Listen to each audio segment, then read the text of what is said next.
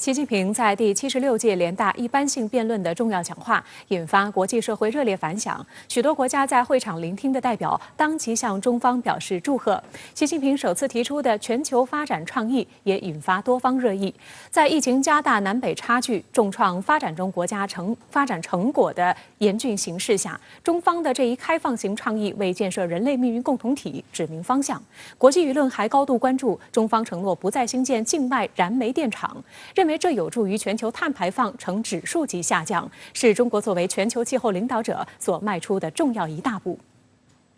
中国常驻联合国代表张军大使透露，讲话结束后，有很多国家代表通过各种方式向中方表示祝贺，高度评价习主席重要讲话。他们认为，习主席的讲话有高度、有深度、有力度，为世界指明了前进的方向，注入了信心和力量，也展现了中国作为负责任大国的气魄和担当。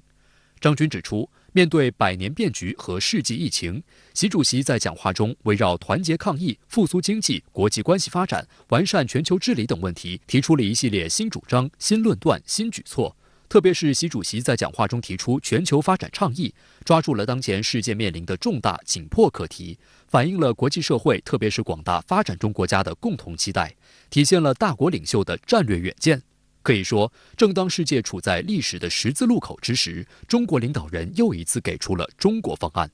美国智库机构亚洲协会美中关系中心主任夏伟认为，习近平在联合国大会上的讲话基调沉着克制。他解读，习近平向国际社会阐述，中国是国际社会中爱好和平的一员，力求通过和平对话解决全球问题，而不是通过冲突。在过去的很多年当中这个西方为首的这样一个集团实际上是采取了零和对局的这种方式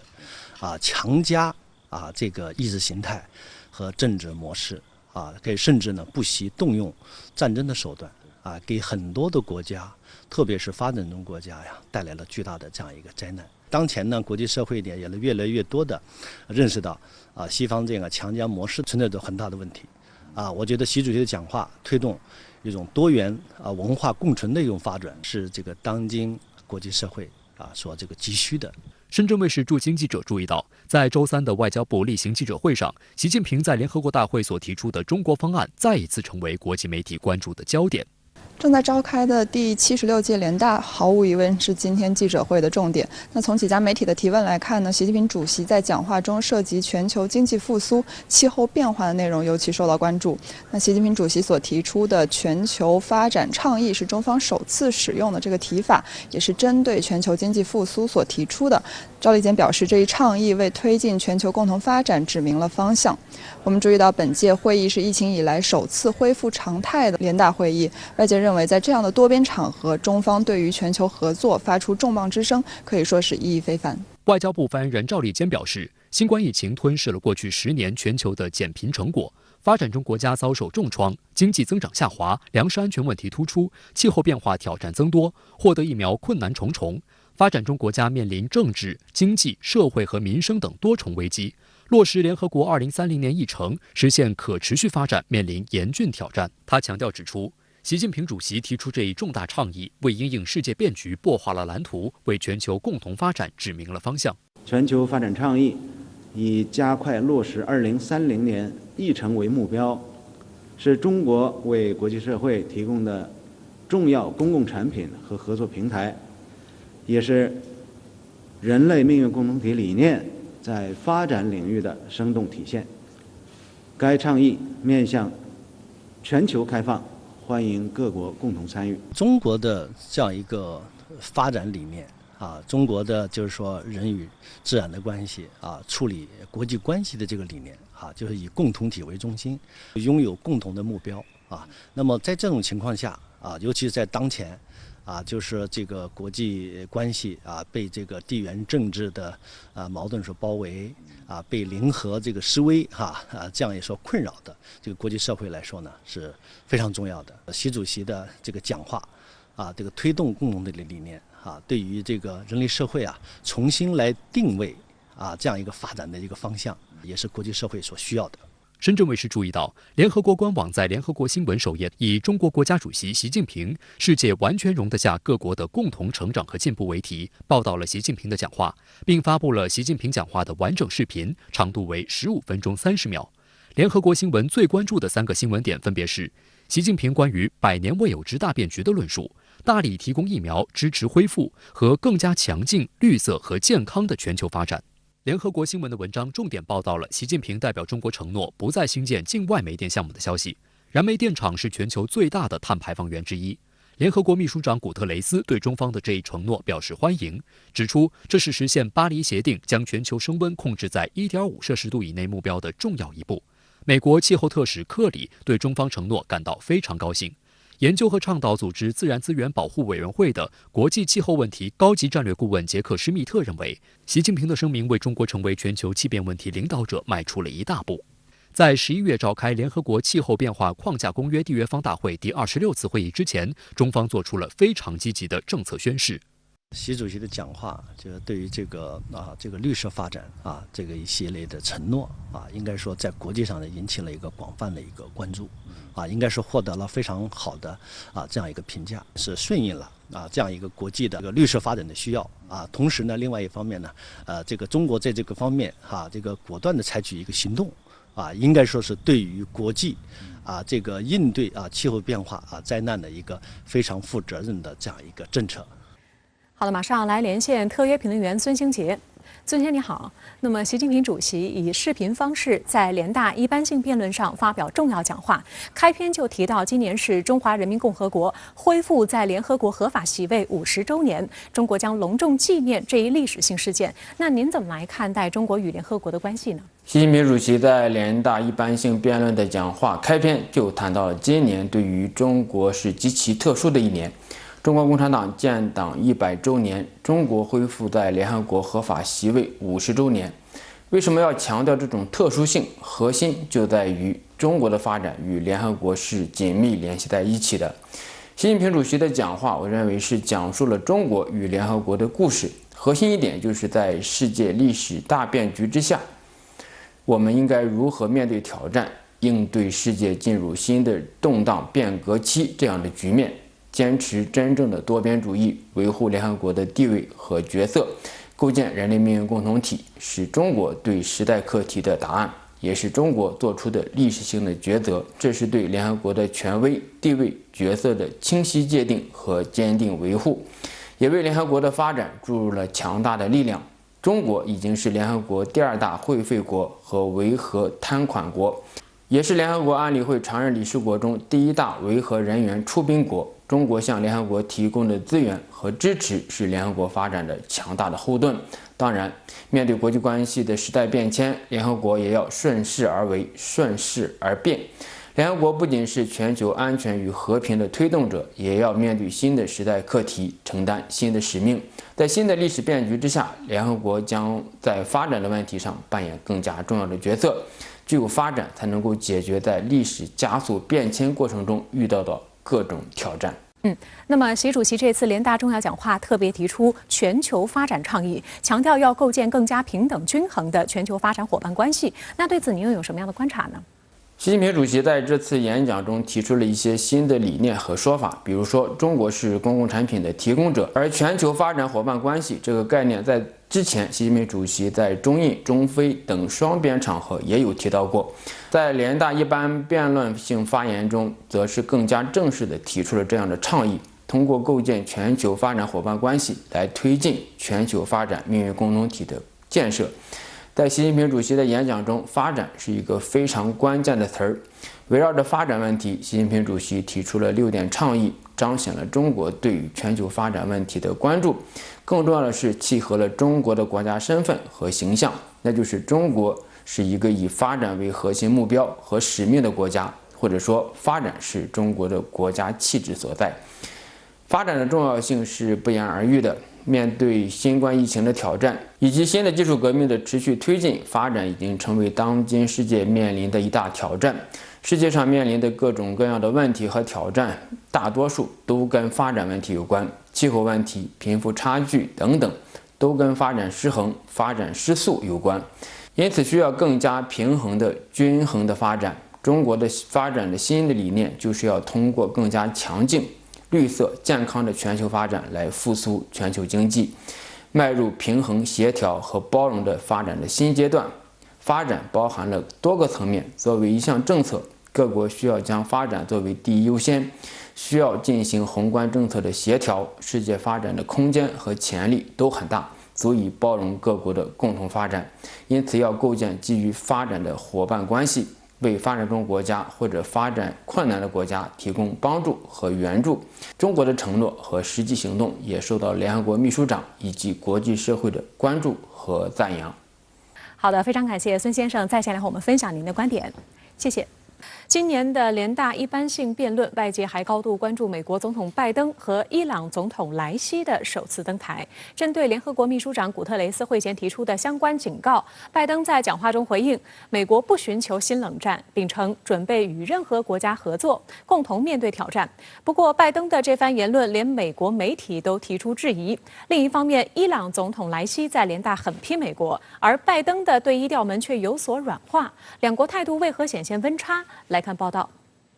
会前一天，联合国秘书长古特雷斯就中美关系发出警告，称两国关系正面临完全的功能失调，有可能引发新冷战。美国哥伦比亚广播公司的报道指出，古特雷斯这番话主要是说给美方听的，敦促拜登对中国采取更温和的态度进行沟通交流。而拜登在周二上午的演讲中，则对古特雷斯的警告进行了回应，称美国不寻求新冷战，而是准备与任何国家合作，共同面对挑战。The United States is ready to work with any nation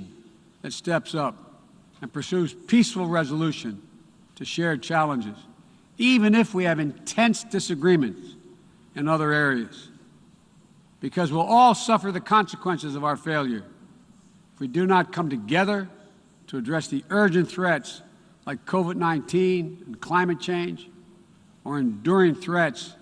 like nuclear proliferation. 拜登还在讲话中提到，从阿富汗撤军意味着美国结束了战争篇章，开启了不懈外交新时代，并强调华盛顿将与盟友携手合作，一起解决无法通过军事行动解决的问题。We stand, in my view, at an inflection point in history. We are fixing our eyes to our collective future. And as we close this period of relentless war,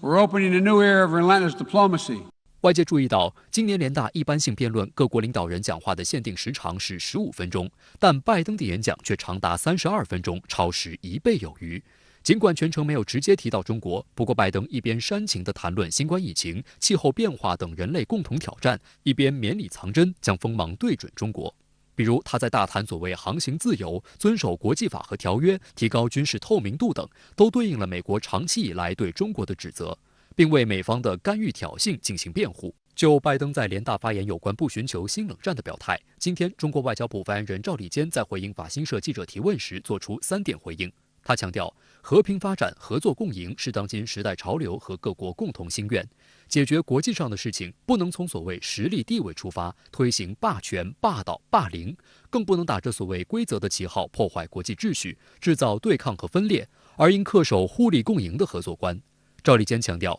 中国一直是世界和平的建设者、全球发展的贡献者、国际秩序的维护者、公共产品的提供者。我们将继续以中国的新发展为世界提供新机遇。我们希望有关国家能够跟上时代潮流，客观理性看待中国和中国的发展。在谈及中美对话沟通时，赵立坚也严正回应美方一些匿名官员对中方所谓强硬、无意严肃实质性会谈的不实指责。他特别指出，中方欢迎对话沟通，但必须相互尊重，支持协调合作，但应当互利共赢。反对美方在对话前后搞小动作，对中方挑衅抹黑，大搞麦克风外交，甚至威胁实施制裁，企图通过极限施压取得所谓实力地位，居高临下，颐指气使。中国人不吃这一套。美方一边干涉中国内政，损害中国利益，一边又想让中方在美国关心的问题上帮忙，这是根本行不通的。不少外媒纷纷表示，不相信拜登已经放弃了与中国搞新冷战。英国《尖刺》杂志发文指，拜登领导下的美国并没有以务实的态度对待中国，他把中国当作一个生死攸关的威胁，事实上就像一个新的冷战对手。文章一针见血地批评，拜登目前在国内和国际上所做的一切，似乎都是为了回应北京构成的所谓威胁。如果有哪位美国总统会把世界拖入不必要的、徒劳的冲突，那么这个人就是拜登。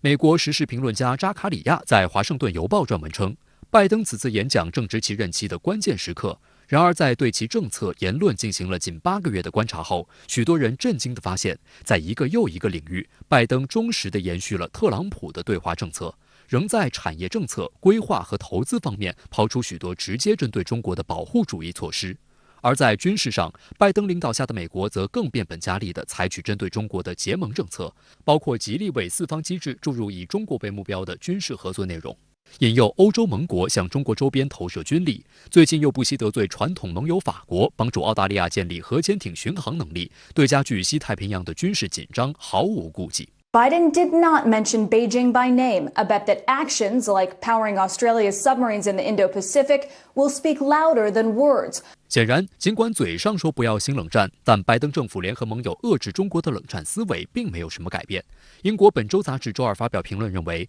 是美方单方面想要挑起对华新冷战，是美国不断对外渲染所谓中国威胁。拜登真正的意图是形成对中国的一种孤立。接下来的美日印澳这个峰会。以及现在正在打造的美国、英国、澳大利亚核心盟国，目的都是为了孤立中国，不仅仅是在政治上孤立，在经济上拉开距离，还有很明显的军事对抗。有观察指，拜登在联大的演讲是美式政治虚伪的一次生动演示。华盛顿宣誓不打冷战，就是此地无银300两。他之所以信誓旦旦宣称不打冷战，实际上是要把形成冷战的责任往中国头上推，让中国为新冷战背锅，他们自己占据反对冷战的道义高地，以便进一步搞国际反华动员。拜登在联大上演一波美式虚伪，当天下午就遭到同样首次以一国领导人身份亮相联大的伊朗总统莱西的指责。莱西在提前录制好的视频讲话中，将矛头直指美国，猛烈抨击美国对伊朗实施的制裁是一种全新的战争方式。Sanctions are the US new way of war with the nations of the world. Sanctions, and especially sanctions on medicine, at the time of COVID-19 pandemic, are crimes against humanity. 这样一个国内政治严重分裂、国际上极度不负责任的美国，凭什么想要继续影响世界？其他国家早已不再关注美国优先或美国归来。From the capital to Kabul,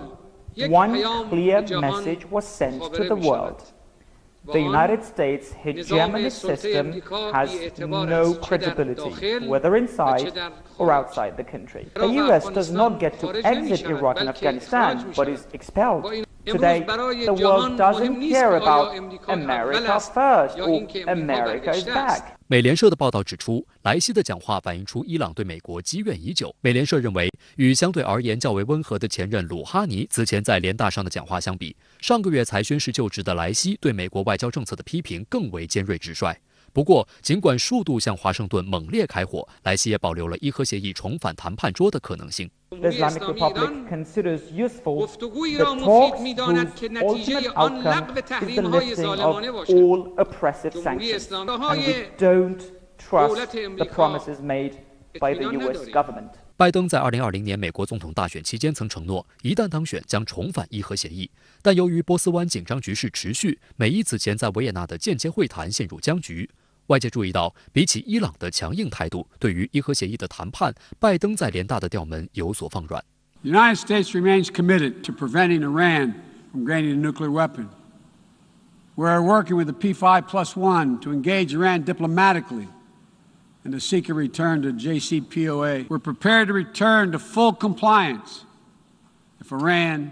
does the same.另据彭博社周二消息，伊朗外交部发言人表示，已将多方会谈的具体时间表提交给了除美国之外，包括中国、俄罗斯以及一众欧洲国家在内的伊核协议剩余缔约方。恢复伊核协议的多方会谈有望在几周内重启。自从特朗普退出伊核协议，并且加强对伊朗的制裁以后，伊朗的经济蒙受了巨大的损失。伊朗毫无疑问是希望摆脱这种境地的。毫无疑问，就是还是回到伊核状态有效的那个阶段。但是同时呢，伊朗又不可能为了使伊核协议复活而对美国做出更多的让步。特别是在过去几年，伊朗取得的一些成就，包括核技术上的一些成就，伊朗并不愿意放弃。因此，恢复伊核协议问题，它是一个很复杂、很艰难，甚至是很长期的过程。外界注意到，受疫情影响，去年9月召开的第75届联合国大会一般性辩论没有邀请各国元首和政府首脑赴纽约联合国总部出席现场会议，而是请他们提交讲话录像。这种情况在联合国75年历史上还是首次。今年，联合国则选择线上加线下混合的方式，各国领导人可以选择亲自到场，也可以选择视频方式参会。联合国为这次大会设定了严格的防护条件，包括防护装置和保持社交距离。每个代表团最多只能7个人在联合国现场，在一般性辩论的会场最多只能有4个人，并且尽量减少双边会谈。不过，进入辩论厅参加辩论不需要提供疫苗接种证明，这直接导致了防疫漏洞的产生。周二，在陪同总统博索纳罗出席大会后，巴西卫生部长马塞洛·凯罗加被检测出感染新冠病毒，他将在纽约隔离14天，不会随团返回巴西。值得一提的是，凯罗加本周曾多次与博索纳罗讨论事务，并在一次会晤中与英国首相约翰逊握手。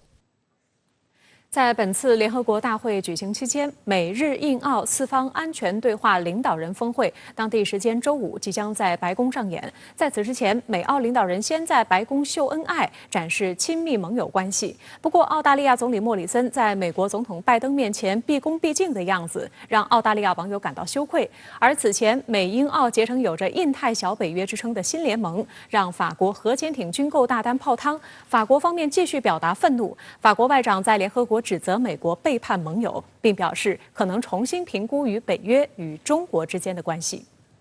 尚未平息法国的怒火，美国和澳大利亚又高调秀起恩爱。当地时间周二，美国总统拜登和澳大利亚总理莫里森在联合国大会间隙举行会晤。6天前，美国总统拜登与英国首相约翰逊、澳大利亚总理莫里森举行的记者会上，似乎忘记了莫里森的名字，用了澳大利亚的那个家伙来替代。这一回，莫里森终于不再是澳大利亚的那个家伙，而是被拜登亲切地称呼为斯科特，我的朋友莫里森总理。拜登更吹捧说，美国没有比澳大利亚更亲密、更可靠的盟友了。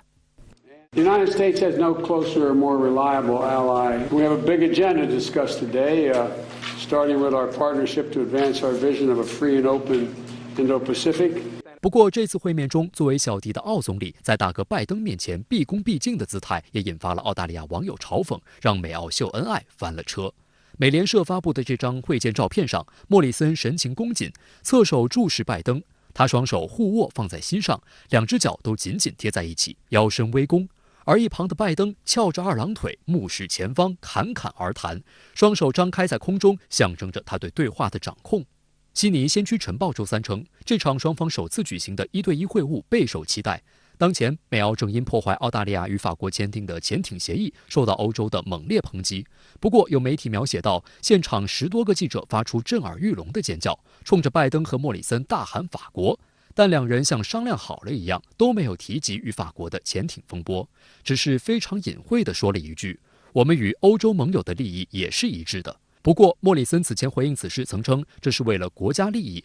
还说自己永远不后悔。澳大利亚广播公司报道，在会面结束后的讲话中，莫里森再次强调了类似说法，称：“我认为这没有任何争议。”周五，拜登将在白宫主持首届美日印澳4方安全对话领导人峰会，届时他将与莫里森、日本首相菅义伟、印度总理莫迪首次在线下开会。由于菅义伟的自民党总裁任期将于9月底结束，意味着这将是他首相任内的最后一次访美。日本经济新闻日前披露的一份峰会联合声明草案显示，会议预计将鼓吹建立安全半导体供应链，表明这个小圈子正打算继续扩大其遏制中国的范围。不过，日本经济新闻也注意到，虽然草案明显是在攻击针对中国，但却并没有特别提及中国。这可能是顾虑到印度有意保持其不结盟地位，避免与特定国家推动合作。今年3月，美日印澳4国曾举行过一次线上领导人会议，宣称要在新冠疫苗生产、关键科技、基建投资等方面开展合作。这场线上会议的联合声明同样是只字不提中国，却又处处针对中国。那事实上呢，美英澳的这次关于核潜艇这建造这方面的合同，包括相关的一些更紧密的军事合作的商议的话，事实上就是把这个4方合作把它做了实了。填充进了更多的实际的安全和军事方面的这个实实在在的一些要素在里边。所以我相信这次中国还将会是四方安全对话的主轴，或者说是不管他们以什么样的言辞或者以什么样的一个频率来提及中国，但中国始终是那个房间里的大象。拜登周二还在白宫会见新组建的美英澳三方安全联盟另一位盟友英国首相约翰逊。约翰逊恭维拜登说，联盟有望使全球受惠。You've led and with our Australian friends that I think has great potential to benefit the whole of the world and security of the whole of the world. 虽然英国极力讨好美国，但是在双边自由贸易协定上，美国并不打算照顾英国。拜登在与约翰逊会晤的时候，淡化了与英国达成自贸协定的前景。另外，作为爱尔兰裔移民后裔，拜登还警告英国不要因为脱欧而破坏北爱尔兰的和平进程。英国卫报报道，约翰逊曾将与美国达成双边自由贸易协定视为英国脱欧后的一大胜利，能让英国出口商的未来不再受欧盟限制。不过，英国政府内部人士私下表示，美国政府的关注点不在此，英美双边协议几乎不可能有进展。美国、英国和澳大利亚结成新联盟，让法澳数百亿美元的核潜艇军购大单泡汤。对此，法国政府极为愤怒，罕见地召回了驻美和驻澳大使。现在，法国的怒火仍未平息。美国官员透露，在联合国大会期间，美国国务卿布林肯原计划周三跟欧洲盟友举行多边会谈，当中包括法国外长勒德里昂，但会面最后告吹。美方称是由于日程安排，没有提及是否跟潜艇合约风波有关。而正在纽约联合国总部参会的勒德里昂周一就点名指责美国背叛盟友，澳大利亚在背后捅刀子。彭博社报道，法国或将重新评估与北约与中国之间的关系，同时会加大力度推动欧盟发展独立于美国的行动的能力。与此同时，正在纽约参加联大会议的欧盟成员国代表决定一致支持法国。法国肯定是怒火中烧，但它可能有一些政策上，比如说经济啊、贸易啊、投资啊，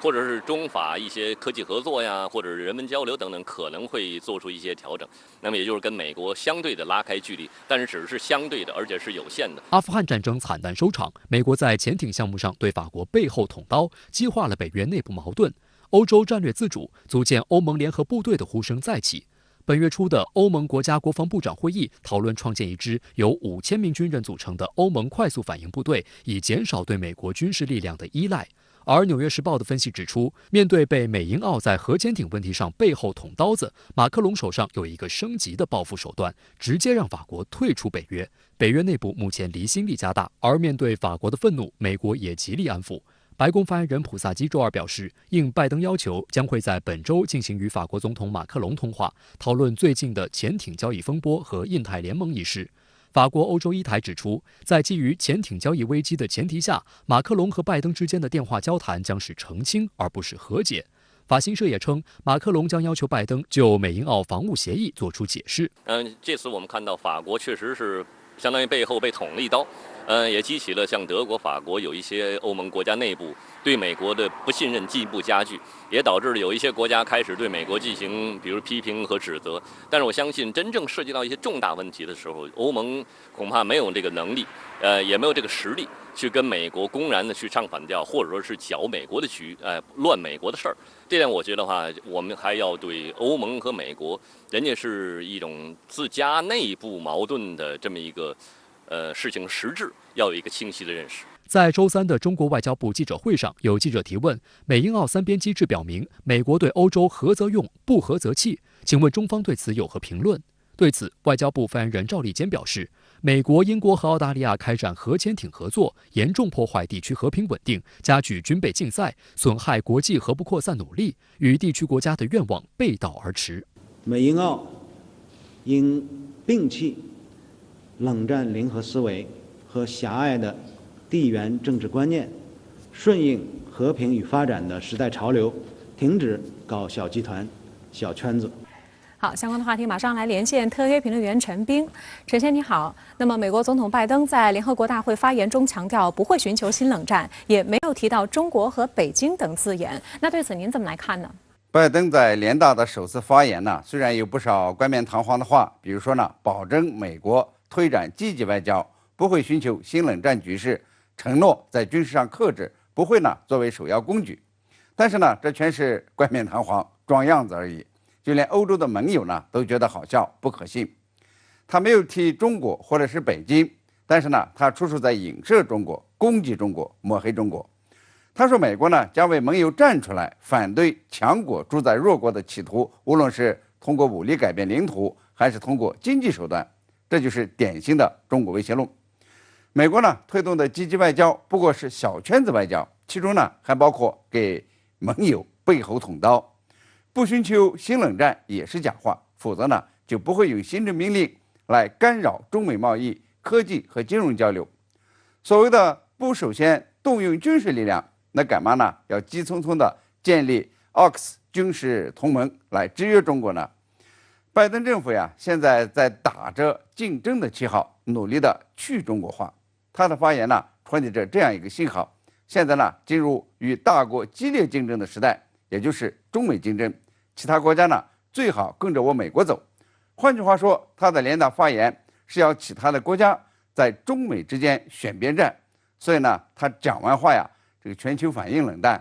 欧洲盟国呢甚至取消了与美国的外交会谈，法国呢则只派了1名代表去听拜登发言。拜登的发言遭到冷遇，这个与其口是心非呢是直接的关联，人们呢很难再相信他了。这伊朗新总统这个莱西呢就非常直率地说，美国的霸权体系无论在国内还是国外都没有可信度。那么拜登呢竭力向盟国证明他不是特朗普，那么美国的盟国会怎么看？对美国的好感度会有改善吗？法国外长说了，拜登和特朗普的不同仅仅在于不发推特，这句话呢可以说是意味深长。拜登呢还喜欢说美国回来了，也被不少盟友啊认为是美国优先回来了，比特朗普更特朗普的美国回来了。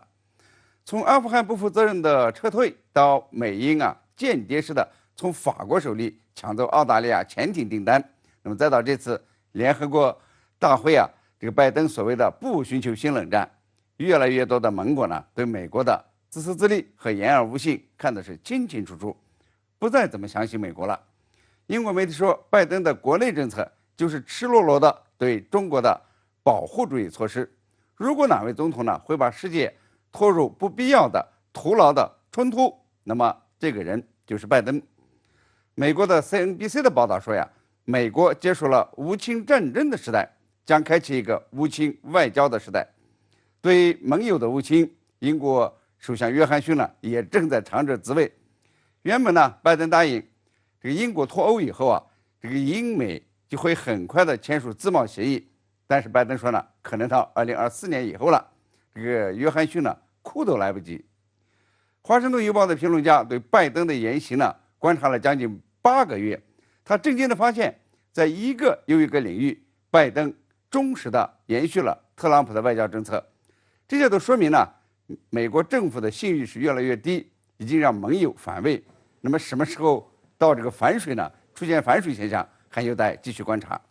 好的，非常感谢陈斌先生再前来和我们分享您的观点，谢谢。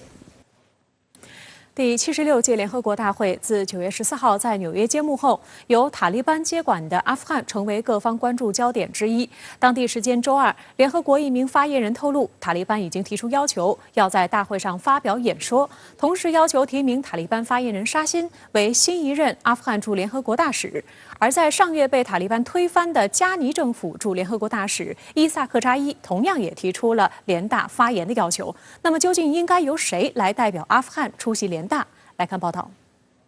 据彭博社报道，联合国秘书长古特雷斯日前先后收到被推翻的阿富汗政府驻联合国大使及塔利班外长的来信，双方都对阿富汗在联合国的席位表明出席意愿。联合国发言人迪亚里克透露，古特雷斯20号收到了带有阿富汗伊斯兰酋长国外交部字样，落款为阿塔新任外长穆塔奇的信函。信函请求参加2021年9月21号至27号举行的联大第76届会议。阿塔还在信函中写道，伊萨克扎伊的使命已经结束，他不再代表阿富汗。新任常驻联合国代表是沙欣。沙欣是塔利班驻卡塔尔政治办事处发言人，他操着一口流利的英语和乌尔都语，曾是塔利班开设的英语报刊的主编。他还有过在巴基斯坦展开外交工作的经验。古特雷斯收到的另一封信就来自加尼政府驻联合国大使伊萨克扎伊，内容包括与会的阿富汗代表团名单。伊萨克扎伊今年7月才正式出任阿富汗驻联合国大使，他分别在8月、9月联合国的相关会议上要求联合国不要承认阿塔，警告称阿富汗新内阁绝对不是一个具有包容性的政府。美国《华盛顿邮报》的报道指出，这意味着塔利班试图在联合国这个世界上最大的外交舞台上寻求合法性。路透社的报道还指出，若联合国最终接受塔利班驻联合国大使的身份，将成为塔利班争取国际承认的重要一步，这将有助于为经济状况处于边缘的阿富汗释放资金。值得注意的是，塔利班方面虽已提出要求，但要在联合国大会上发言，将面临程序、资格与外交压力上的多重阻力。联合国方面表示，争夺阿富汗联合国席位的这项申请已送交一个由9名成员组成的全权证书委员会进行审核。路透社报道，该委员会通常在10月或11月举行会议，评估所有联合国会员国的全权证书，因此不太可能在27号联合国大会结束前针对阿富汗问题举行会议。同时，据预计，联合国也不会允许塔利班代表出席本周的高级别外交活动。根据大会规则，在全权证书委员会作出决定之前，伊萨克扎伊大使将继续代表阿富汗。英国《卫报》指出，目前仍未有国家承认塔利班政权，联合国席次将是塔利班争取国际承认的一大关键。库特雷斯说，塔利班对于国际承认的渴求是其他国家迫使阿富汗建立一个有包容性的政府且尊重妇女权利的唯一筹码。周二，阿塔发言人穆贾希德召开新闻发布会，表示新政府正在利用一切外交渠道解除被外国冻结的阿富汗资产，希望得到国际社会支持。他还说，塔利班有资金支付政府职员薪水，但是需要时间。会上，穆贾希德还公布了一批临时政府组成人员，其中包括多名少数民族人士。穆贾希德说，通过吸纳少数民族人士，塔利班致力于确保临时政府具有包容性。来关注台海局势。台防务部门日前在炒作所谓大陆军事威胁时臆测，随着解放军075型2栖攻击舰陆续加入作战序列，大陆将改变对台作战模式，并由此鼓吹台湾也要打造所谓不对称战力。而打着反制大陆对台作战的旗号，被台湾方面鼓吹了10多年的雄风2E巡航导弹，日前终于亮出真身。岛内有所谓的专家对此盲目自信，称导弹露面是因为美国态度转变，并大肆鼓吹导弹性能高超，这些说法真的靠谱吗？台防务部门称，解放军的075型2栖攻击舰的入列，意味着将能对台3栖登陆作战，因此台湾必须在短时间内建构所谓不对称战力，以有效吓阻战端发生。有观察认为，台防务部门已将海空战力提升计划采购特别条例草案送立法机构待审，此时渲染所谓大陆恐加速对台动用武力，显然是为了伸手要钱。值得注意的是，打着反制大陆的旗号，被台湾方面鼓吹了10多年的雄风2E巡航导弹，日前也终于亮出真身。台湾联合报周一称，台防务部门近日提交的海空战力提升计划采购特别条例草案中提到雄升飞弹，台军方从未说明实际弹种，但各方普遍认为就是被称为台版战斧的台湾自制雄风2E对地攻击巡航导弹。报道称，由于它具备对中国大陆战略目标进行纵深打击的能力，10多年来从未公开。而台湾联合报这次透过管道取得台空军正式部署的雄风2E导弹发射车照片，是台军现役特种飞弹系统真身首度曝光。对台军来讲，这个武器对于实现所谓的有限反击能力来讲，这是至关重要。但这个飞弹是否能具备那宣传上那么大的力度，我觉得是有问题的。不管是弹道飞弹或巡航导弹，搭配传统常规弹头这种武器，它的实际破坏威力其实是有限度的。报道称，台湾在上世纪末就以雄风2反舰导弹为基础，参考美国战斧巡航导弹结构，研发雄风2E对地攻击巡航导弹。该导弹的早期型号近20年前就曾以战备急需名义小批量生产部署，射程达600公里，使台湾首度具备对大陆纵深战略打击的能力，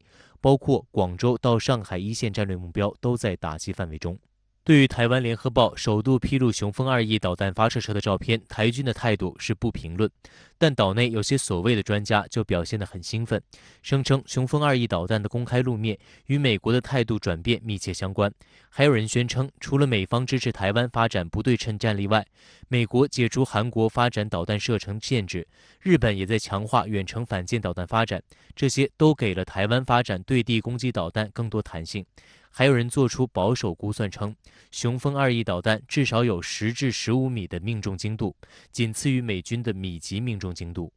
这个不能不说和美国放宽了对于台军方类似攻击性武器的限制，让它能够更多披露相关的讯息，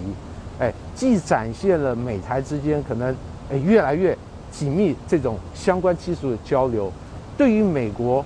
现阶段这种反中大旗高举的状况下，其实是非常符合目前的美国政治主旋律的。除了雄风2E打着反制大陆对台认知作战的旗号，台防务部门心理作战大队新接装的2代新战作业车也首度曝光。台军还号称正密训新战喊话手，能模仿解放军高官与央视主播声音口吻，向解放军甚至大陆地区进行喊话，混淆作战意志。有岛内网友笑出了声，一连发出23个哈。有网友称笑死，现代战争还会让你有机会开卡车慢慢喊话吗？